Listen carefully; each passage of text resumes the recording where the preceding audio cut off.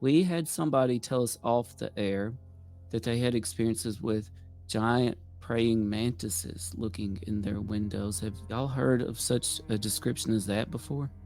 Yes, one of the people I'm in contact with on Instagram, he's says he's been having sex with a female insectoid alien, and it's been a long-term thing. And he actually was recently introduced to his one of his children, one of their Whoa. adopted children, and he. I asked him. I said, "Okay, so you're having sex with her. Is she skeletally different than we are?"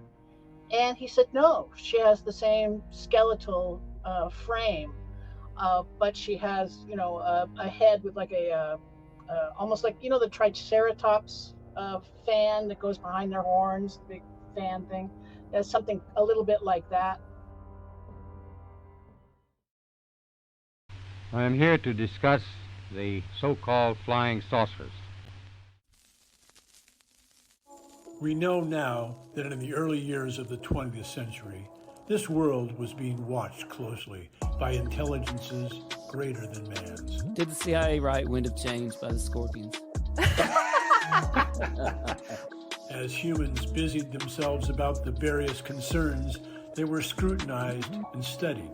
Dr. Loeb, what percentage chance do you give it that you have indeed uncovered extraterrestrial or non-human technology?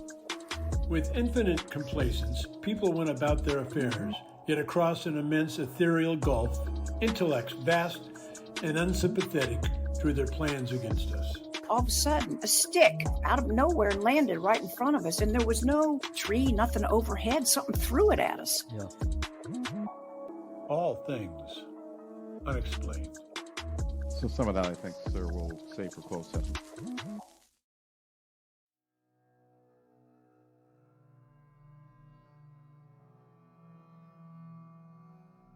Hello, all you unexplained ones. Thank you for joining us. I am CJ Derringer, joined by my co-hosts, Dr. Tim Mounts and Smitty Neves. We hope everybody is having a beautiful day. We have a wonderful show for you. We can see we're already being joined by some of our friends. We've got our friends Cosmic Convergence here. They've got a great podcast about things in the UFO world. We've got our UFO Busters, that UFO show in Australia. Thank you all for joining us and for commenting. We're looking forward to an awesome discussion tonight with our very special guests. We have none other than Leslie and Stephen Shaw joining us. They are lifelong UFO researchers. They have had a love affair with this topic. They are constantly researching. They are UFO experiencers themselves. They're going to tell us about their book. They're going to tell us about Stephen's family and all of the experiences that they have had over many generations, potential abductions, etc. They also just got finished up at Contact in the Desert, so I know they'll have some fun tidbits to share with us about that. So we are going to get to that in a moment. Meanwhile, if you haven't yet, please do subscribe, like, share this show. Be sure to comment. We love hearing from you guys, and that's what keeps us going. Additionally, we do have a store now where you can get some All Things Unexplained swag right here on our YouTube page. So pick up a hat, some sandals, a coffee mug. We've got some really great things on there. Be sure to check it out. All right. Throwing it your way, Tim. Yeah, don't forget Super Chat, Super Stickers. Did you say those? Nope. Good So we thing do we're a have tag team here. Super Chat and Super Stickers available right beside that chat bar on YouTube. Hit those. We really appreciate everything you do for us. Hit those. We'll get your comments, questions immediately out there. Even if it's not time for listener questions or comments, it doesn't matter. We'll get it out there. And listener Gray Druid is here with us tonight. Says hello, Gray Druid here with Cosmic Convergence. Thanks, guys. They're all converging right here on our show. Cosmos is converging. Shout out to Cosmic Convergence. Disclosure will come from experiencers. You know what? I think they're right about that. We want to say a shout out to Transcendence, who is here already. Hello, nice to meet you. Shout out to our friends, UFO Busters, that UFO show Australia. I have to give them a special shout out, CJ and Smitty, because this week we were in the charts in Canada and Australia. G'day, mate. So that's right. You call that a knife? I can't say it. You call that a knife? This is a knife. This is a knife. Yeah. So it is thanks to people like UFO Busters that we're hitting the charts in other countries like Canada and Australia. And we love our Australian friends. So thanks for all of you for being here already. And now we're going to cut to a brief commercial followed by a little video about Leslie and Stephen Shaw and their experiences. And they'll be here to join us right after this little break. So here we are. We will be right back, folks. All Things Unexplained is free to watch on YouTube and listen to wherever you get your podcasts. If you would like to support our show, you can visit our YouTube store. Additionally, you can find us on Venmo under All Things Unexplained. Be sure to check out our website, allthingsunexplained.com. All proceeds from the sales of Dr. Mounce's books on Amazon and Audible also go straight to our show. Are aliens flying UFOs in our skies? 20 years ago, when we began researching our book, Who They Are and What They're Up To, we noticed that UFO theories were not aligning with UFO facts. With no other choice, we pitched these theories and reconstructed new ones that do fit the facts.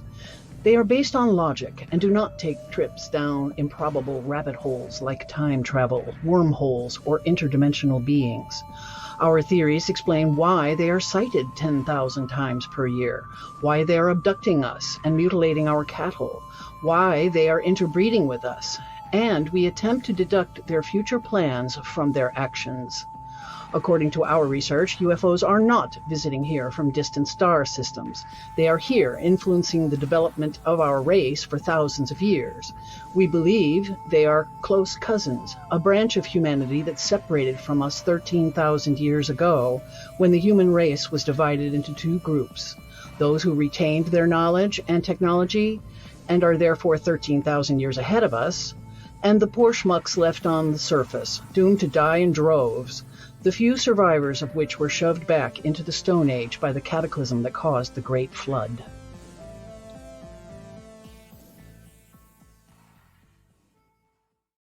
What a fantastic preview for your book. Wow, that was great.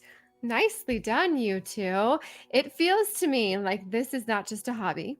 This is something you guys have really put a lot of research and thought and effort into over many, many years. So, Yes. Leslie, let's start with you. What threw you guys into the world of UFOs and aliens and non-human intelligence? Well, Stephen has had 3 UFO sightings before I had my first, and his family had been had very many bizarre experiences, too many to list, really.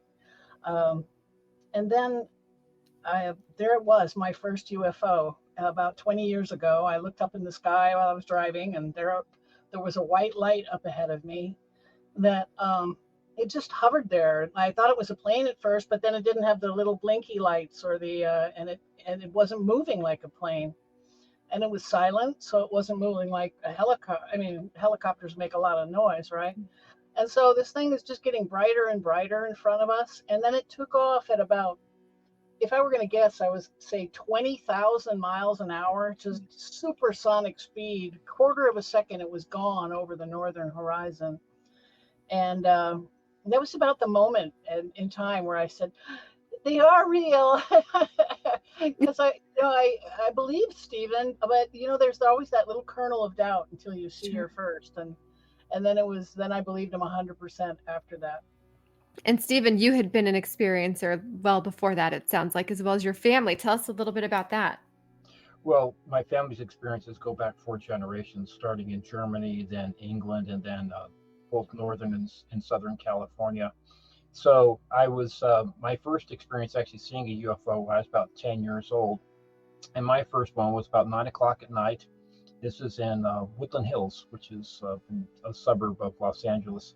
And I just happened to be looking out the front door of the glass when I saw this very large orange globe just floating in the air, and kind of hesitated a little bit, and then it just kept on floating, going from south to north, and just no other lights whatsoever. It was absolutely a UFO. I called Griffith Park Observatory the next day and they said, well, we didn't see it because we don't have our telescopes pointed that way. And my second one was, quite frankly, it was a USO back in 2004 in Really? October. Okay. I was on at a restaurant called the Chart House. I love the chart house. Yeah, I was at the Chart House. Okay, it was That's during the baseball playoffs. It was Boston and the Yankees were playing. So I went to go get my car, and the valet brought my car, and we just happened to look out to, again, it was nighttime. Just happened to look out to the sea, and there was this USO that came up out of the ocean, kind of hovered there for a little bit, and then it just shot up, going north up the coast. And we both looked at each other and basically said, "Did you see that?" I said, "Yeah, I saw that." Okay, so that was my second. And I saw another one that was kind of like a mass sighting. It was an early morning sighting in Yucca Valley, as a matter of fact, coming down Old Wind Springs Pass. And it was just a silver cigar that was just hovering there in the morning time. And actually, Gary Danielle on the radio station said, "Are you guys seeing this?" So I'd seen three before Leslie saw Wow. her Okay. first, and then we saw our last together here where we live in Desert Hot Springs in October of 2020, and it was for me, it was like a greeting.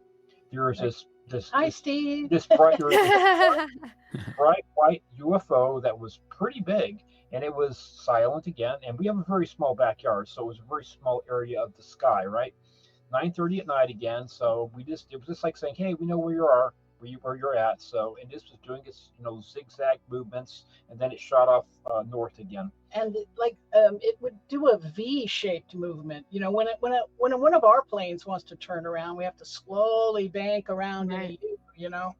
But this thing was moving at full speed, not slowing down at all, and making these V turns. Just like this. It was to me, it was one of the best UFO sightings I Yeah, had seen. well So beyond our technology, yeah, what we were seeing. So again, Yeah. getting shot away at 20,000 miles an hour. I really started to get into doing research into it about 30 some odd years ago when I was still an acupuncturist here in California, because things just in my family's history just weren't making sense. And I wanted to find out for myself what this family spirit guide called Old Glegley, that had been following the family for 4 generations, what this family spirit guide really was, because things weren't adding up. So that's what started our journey. Then when Leslie saw her first a UFO, then we started saying, we should do something about this. We should, study it more and try and, get some answers for ourselves. And as we started comparing notes with other family members, we realized that there were a lot of instances where people would see something bizarre or crazy or strange or whatever, and then suddenly black out, even if they were terrified. So obviously they're not just rolling over and going back to sleep if their heart is pounding and they're sweating. Right. Yeah, it doesn't physiologically. It doesn't quite make sense. Makes no sense. And it's one of the telltale signatures of the alien abduction phenomenon. After we started doing some research, we realized that's what was going on. And then his brother Philip, a lot of these incidents come in clusters, and Philip had a cluster of 3 where he saw these white lights shining in his room through his bedroom window one night. This is not the same house, by the way. No, but he Okay. was 16 years old, Central California, and he's staring at these lights trying to figure out what they could be, and then suddenly blacks out. And then the next night he reaches down, he's in bed, he reaches down to pet what he thinks is a cat making noise, and instead a hand grabs his wrist. Yeah. And he feels this surge of adrenaline and terror, and then blacks out immediately. And then the third night he saw a tall gray alien in his room. And this is when we realized what the family is dealing with, who we're dealing with. That's right. That's the first and only time. How old was your brother at the time? Saw his face, he was 16. So it was young. This is 1982. In 1982, Okay. with the Sonora house that we were building. I was a cabinet maker. My dad was a cabinet maker and a contractor. So we were building our own house, a pretty big house, 4,400 square feet. And so my brother, this had nothing to do with the house in Fallbrook, but my experiences happened to me when I was 18. They happened that actually the whole His family, weirdest ones, anyway. the whole family experienced these things over 5 nights and over at 2 different homes that were 350 miles apart. The first, I'll just go over them real quick. The first night, my dad was awakened by his closet doors opening and closing on him. And he told me in the morning and before he went to work, and I just kind of dismissed it. And then the next night, my dad came into my room after I'd given him a book to read, and he said, "Stephen, I'm hearing a silver bell." And my dad, being had been being a Bobby in England and being a no nonsense guy growing up in World War II, I said, "Okay, Dad." So I went into the living room, and sure enough, there was this silver bell being rung inside the wall. Myself being a musician, I know what a silver bell sounds like, and it was inside the 2x4 wall by the chimney. So we got my sister, who was 13 at the time, and she said, "Where's that bell coming from?" And we banged on the wall, thinking, well, is it a squirrel or whatever? Looked up the chimney. It kept on going. The next morning, my mom called from the house in Sonora and said, "The funniest thing happened last night, Jeffrey. I heard this bell ringing, and I thought it was the phone, and I picked up the phone, and there was this voice on the other side saying, 'I am the invisible on Beachy,' or something like that." And then my brother, I talked to my brother Philip, who was 14 at the time. No, he was 12. He said, "No, Stephen, the phone never rang, but mom did pick up the phone." So the following night, I was awakened by a whizzing sound in the air in my room, like a whoosh, whoosh. And I thought, well, maybe it was like a bug or something like that. And decided, looked down the hallway, there was nothing there, so decided to go back to sleep. And then the bed was shoved twice from the base of my bed, gentle shoves. And then I tried to ignore it, and then 2 more shoves, a little stronger. Again, tried to ignore it. Then 2 more shoves that were stronger. And at this point, I'm getting kind of annoyed and worried. And then I get 3 distinct taps on my right shoulder, deltoid area. Tap, tap, tap, just like an index like finger. A finger, yeah. Just like an index finger. And at this point, I just said, I'm going to find out what's going on. Is somebody playing a trick on me? And so I rolled over. I said, "What?" And I could tell there was something there, but I couldn't quite see it. And then I blacked out. So the next night, I told my dad at breakfast time, and I told my sister, and the next night I said, "I'm not going to sleep in that room. I don't know what's going on, but I'm not going to sleep in that room." So I slept in my work clothes from the night before on the couch in the living room. And so about 5:30 in the morning, it was dark because it was January of 1979. And I looked at my piano, thinking what I was going to play that day, and listened to the fountain in the other room. And from behind me was the front door. So I'm laying face up, right? So from behind me, about 25 feet away, this tall, skinny, blue-white light figure, about 6.5 feet tall or so, came floating, walking towards me. It's like it knew that I was awake, right?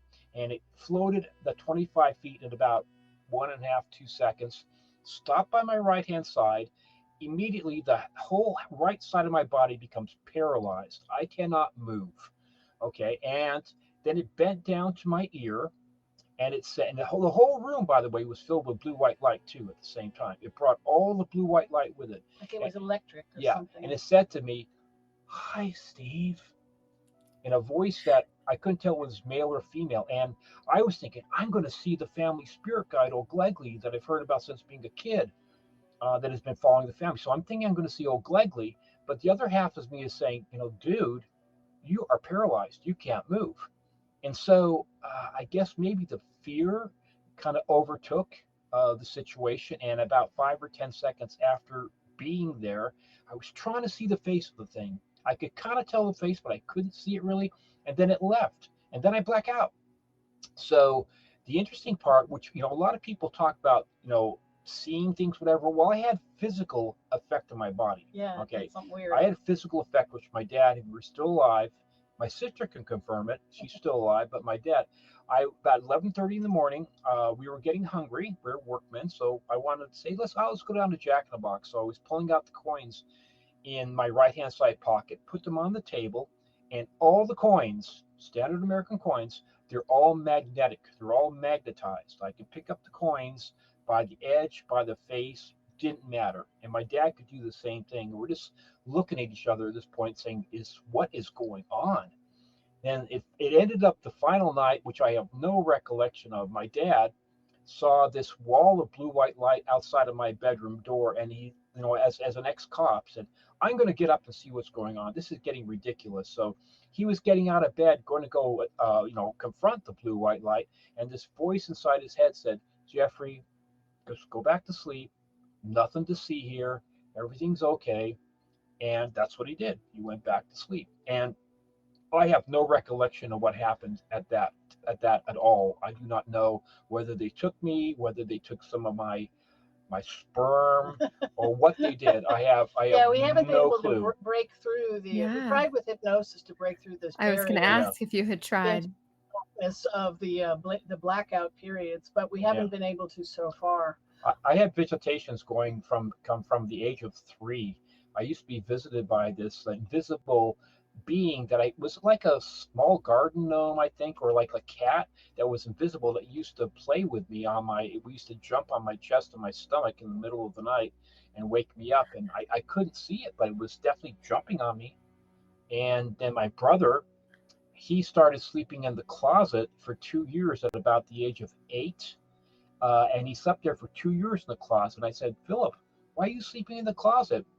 I said, well, I'm afraid of the little men that come in the night. The little men. And I had an experience with seeing little, what I call garden gnomes, shimmery garden gnomes, about 4 or 5, that were literally walking into our bedroom doorway when I was about his age. And I just looked at them, and then I got scared and I turned over. So I understood. A lot of times, people will sometimes remember parts of their abductions, but they frequently they can't remember the face of their abductor, or they'll remember it different. They'll remember it like an owl or a gnome, or like the boys both saw gnomes. When we were young, Stephen's mother one time saw them as Chinese people jumping out of a UFO in her living room. And I think they tamper with people's memories. And a lot of times the family were describing these memories as being kind of shimmery. And I think that is a sign of memory tampering, this shimmery quality to the memories. And my uncle, whose life was saved by this old ugly character, saw him as a tall, skinny black man wearing a red fez. Yet another face. When he was stationed in Ceylon at the time, post World War II, saved his life. And Steve remembers him as this tall, blue electric being. And Philip remembers him as being a tall gray. But Stephen, the coins magnetized in his pocket. This is the American coins are specifically designed not to become magnetic, so that they can go in vending machines and stuff, right? So we surmise that he was taken, and while taken, he was exposed to some very powerful electromagnetic field. I honestly don't know what happened there. Yeah. Wild. That is all so wild.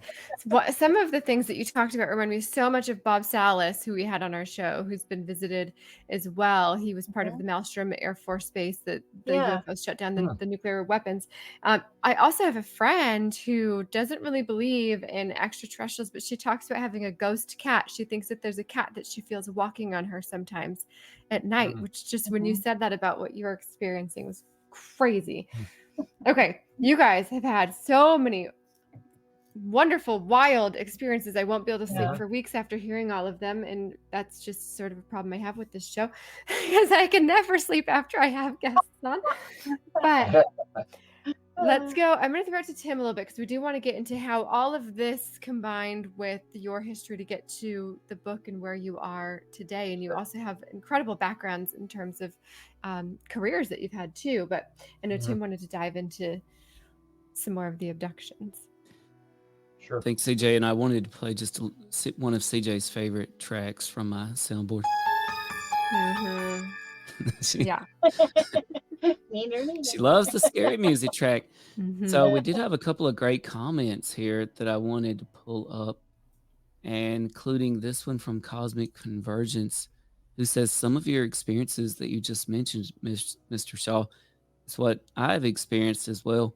We all have pieces of the puzzle to bring to the table. that fit together. Well spoke, sir. In fact, or madam, I'm sorry, I don't know. I personally haven't heard anybody say anything like what specifically I had, where they had direct contact and then their coins were magnetized. No, that's a weird one. That particular one we haven't heard anywhere else. This is 6 hours after the experience, and my dad could pick them up too. And it's just I've tried to use strong magnets, and I haven't been able to repeat it. But that person that was writing in, we have an Instagram page, and we're kind of collecting people's experiences and making posts about them, and sometimes videos about them. I have some friends that they've come to. We've made friends, with other abductees through the Instagram page, and that's at leslie.shaw.author. So Great. sorry to get that shameless plug in there, but if you'd like to share your experiences with us, we'd love to hear them. We're kind of choosy. We really tend to like to meet the people and get our own well, that's not possible through Instagram, of course. But we try our best. We've met some locals though that way. Yes, we have. There's a lot of locals up in this area that have had. It's a hotbed for UFO sightings. Yeah. That's for sure. It's kind of funny. One lady we've met, Stephen describes when he's been abducted and the blackout period is over, he wakes up in his bed all nicely, neatly tucked in. She always woke up face down on the wood floor next to her bed. I thought, these guys, I've had a few friends like that, and they're much nicer, Oh, let's tuck the kid back. That's when I was a kid, Leslie. Okay, I have no idea what they'd be doing to me these days. So yeah, I don't know either. What's so interesting, I think, is that California is indeed such a hotbed of activity, but our own co-host, the Unexplained CJ, never experienced those to her knowledge. Oh, well, I was afraid of the dark, so I didn't go outside at night. But the desert, especially where they are, I mean, you get blue skies every single day. You wake up and you go to bed with blue skies in the desert. And so I'm not surprised that there are more sightings there than we have here, where we've got cloud cover quite often. True. That's one assistant to it too, and plus, I think, the Integratron is here. There's some weird things here that I think sort of draw UFO activity. They're all in the 33rd parallel, which is like Stonehenge and things like that. And there's a big marine base nearby, which I believe is the largest marine base in the world. It's almost 1,000 square miles. We think they like to keep tabs on our military and our nuclear weapons. That's for sure they do. Yeah. Oh, for sure. We've definitely, talked to a lot of people about that. And CJ brought up Bob Salas, who was on the show with us. And you mentioned, about possibly having some sort of extraction from your body. And he did reveal to us that he indeed was abducted by aliens. And this is not common knowledge about Bob Salas because, right, everybody knows about his experience at the nuclear facility. Yeah, the Maestro incident, sure. Correct. Everyone knows that. Which actually inspired. He was abducted in Torrance, California. Wait, that's right. Mm-hmm. Yep. That's where I was raised. He probably went to the chart house first. No. Okay. Getting kind of spooky. We deserved the scary music on that one because, wow. You're in our book. CJ. We mentioned the Maelstrom incident, of course, in the book, and also that later they a bunch of generals got together and compared, that were part of the nuclear, our nuclear departments, at various, like the research and development people, and also the different military men at different bases. They all got together and did a press conference at one point, and Salas is the one that put it together. Very fascinating reading. It's in our book too, but a small mention of it. In the first chapter, we had to do this thing where I had to assume that some people would pick up the book that knew nothing about the UFO phenomenon. And so chapter 1 is like this brief UFO 101 history. It's a recap of the last 80 years in the United States. Almost bullet point. How do you put that in one chapter? It catches people up, and then chapter 2 was the more recent disclosure stuff that's been going on. As of 22 is when we finished writing the book. But Okay, go ahead, dear. No, I said you probably have some more questions, right? Oh yeah, I did you have know. any I more know. I questions? know we're on like a time schedule here. So. Well, we're so happy to have Leslie and Stephen Shaw with us tonight, authors of Who They Are and What They're Up To.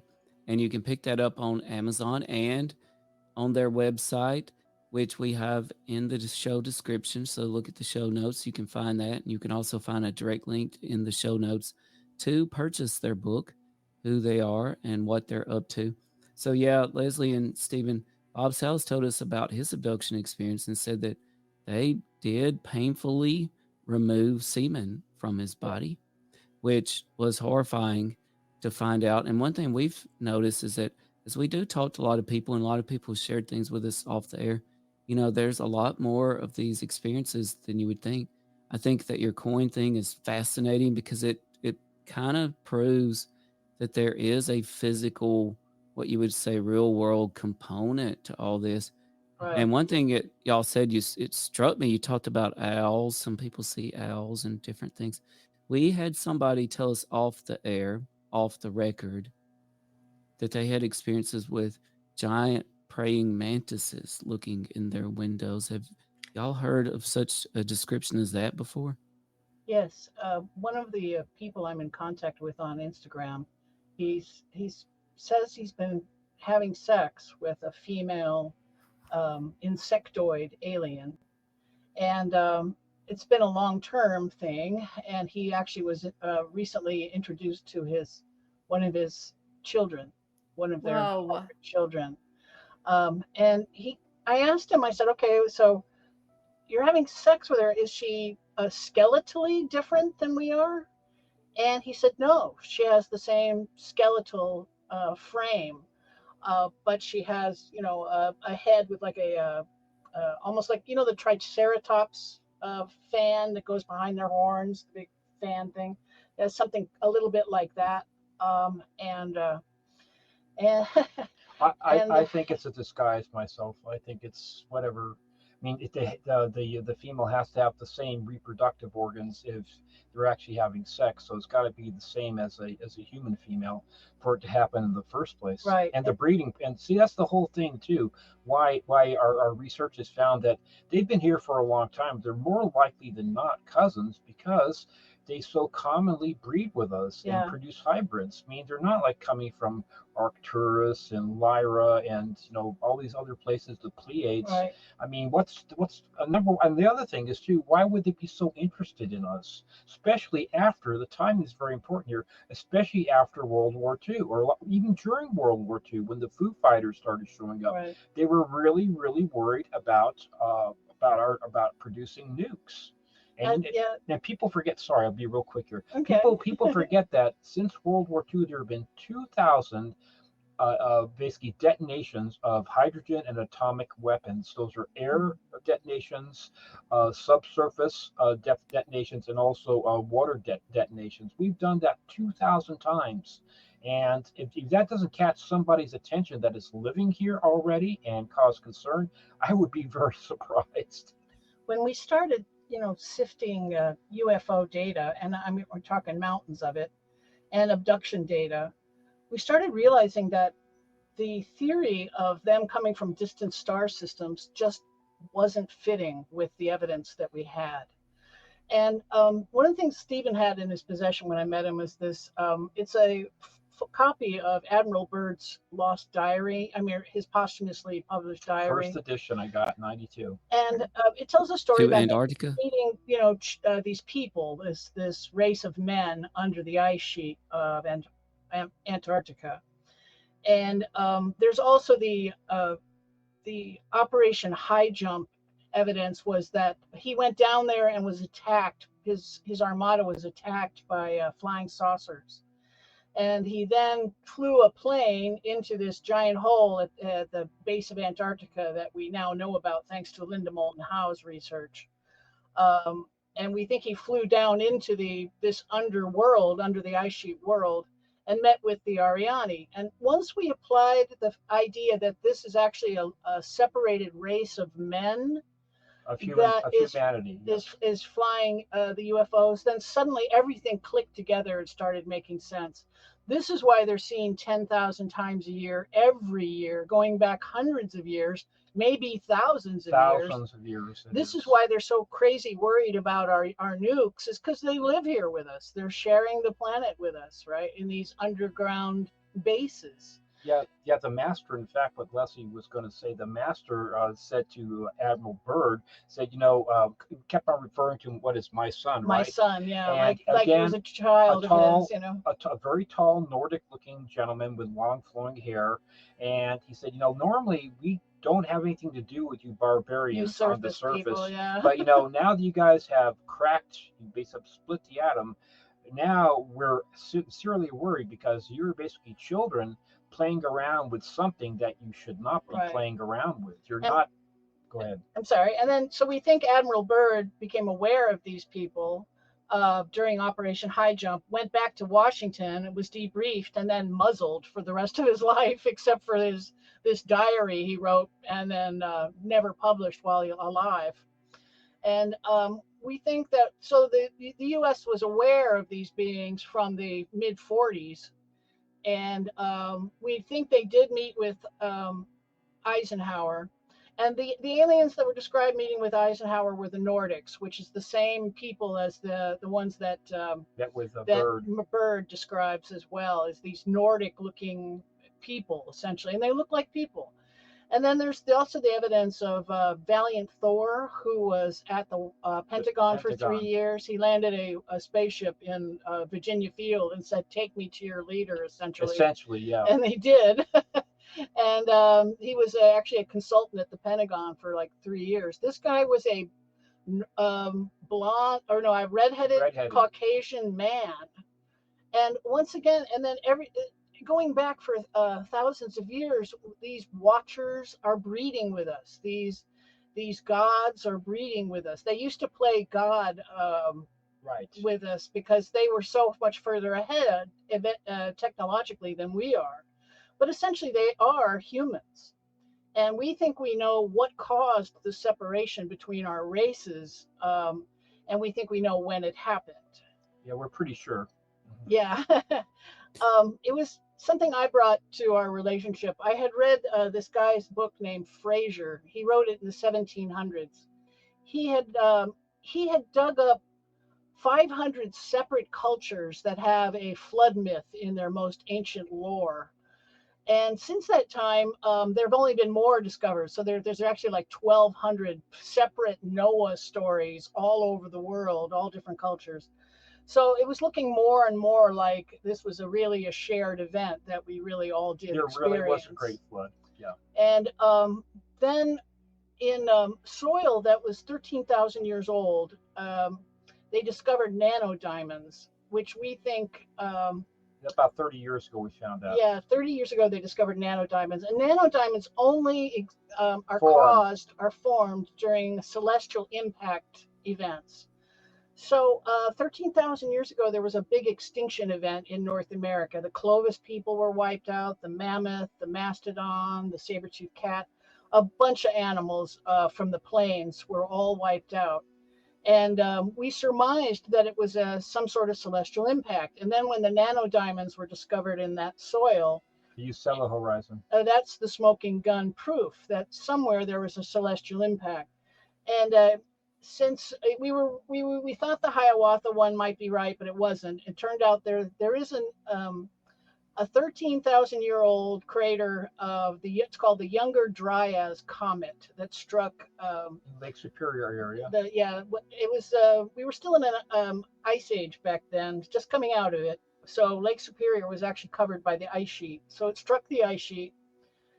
And it's the cause of why Siberian mammoths were frozen solid with food still in their mouths. And the palm trees with fruit still on them. Yeah, there's fruit trees with actual fruit frozen on the tree, which, if you know anything about fruit, when it's exposed to an early frost, it has fruit on it, it'll just drop the fruit, so the tree can survive.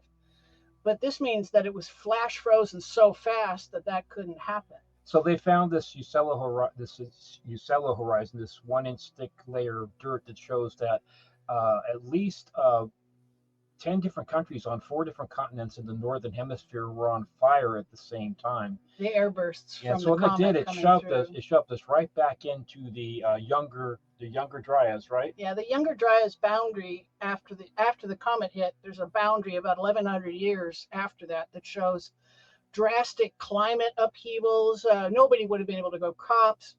So what we think happened was kind of like a deep impact scenario. You know, in the movie, mankind is about to be destroyed by an asteroid, right? And so plan A is to send some astronauts out to destroy the asteroid. The 2 asteroids, yes.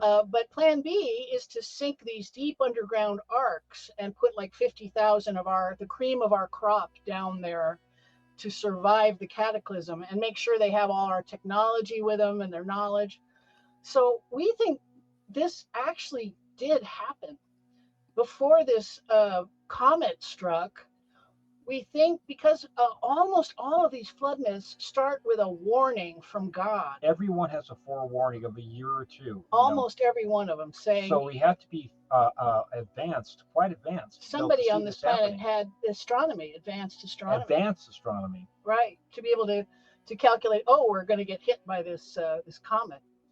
So we think that different continents sank these different arcs deep underground or under the ice sheet of Antarctica, and that this particular branch of our race, they did not lose their technology. Therefore, they are 13,000 years ahead of us, technologically speaking. And the linchpin, the whole thing that really nailed it home for me as being more into the medical field and sciences is when I found out that, now with our advancements in DNA and cracking the genome of the human being, we've been able to find that about 13,000 years ago, that the people of the earth were reduced to about 10,000 individuals. So that's what we call a genetic bottleneck. Yeah. So there was obviously some event, and these all snicked together. Yeah. They all snick together. It's the right timing, it's the evidence, and it's still Colonel Mustard in the kitchen,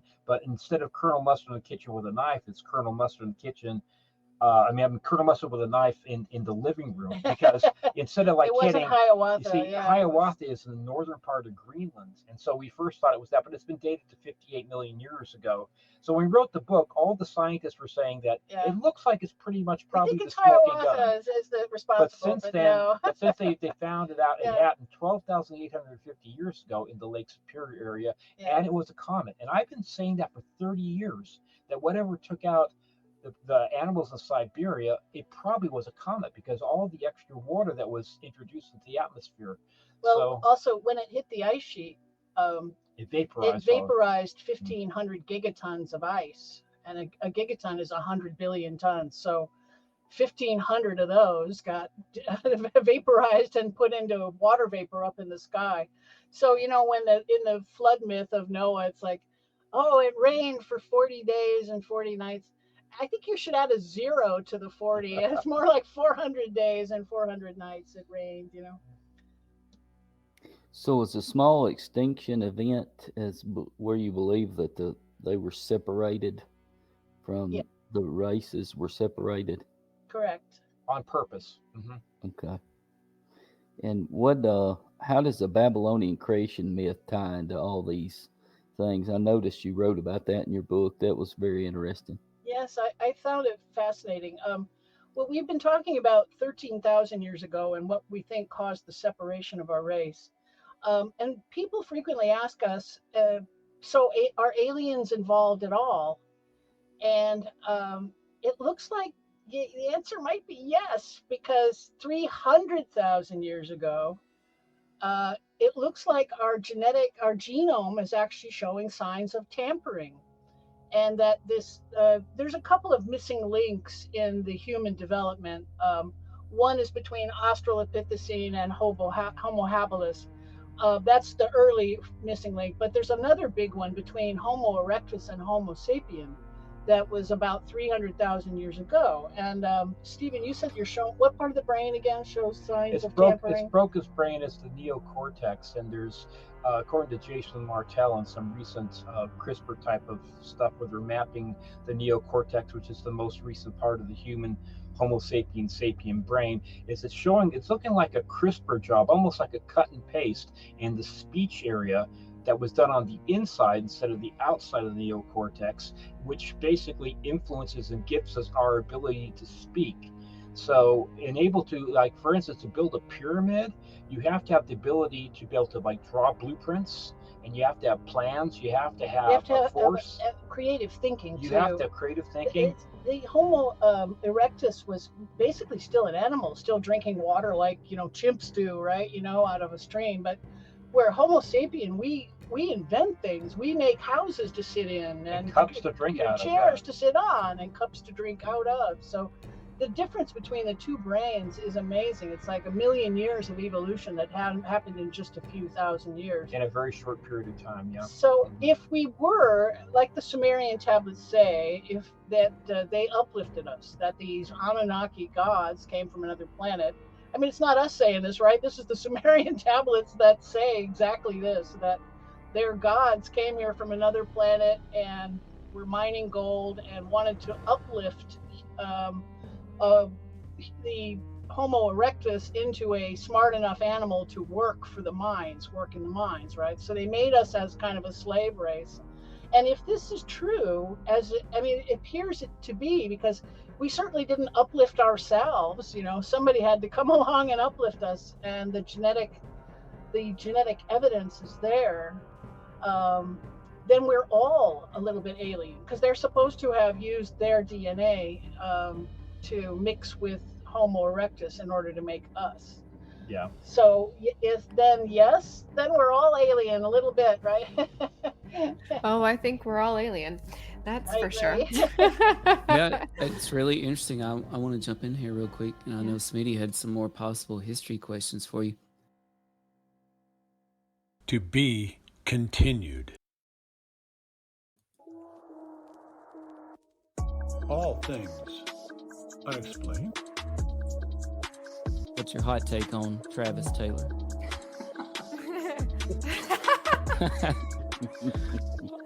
I've got an exclusive for you guys if you want it about the Alaska. We do.